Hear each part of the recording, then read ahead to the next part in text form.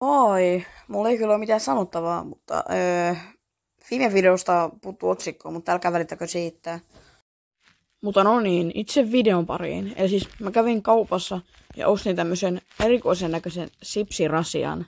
Niin no, maistetaanpa sitä, eikä se nyt niin paha voi olla. Unboxausaikaa! No tämähän on vaan yksi sipsi. Aika hyvä.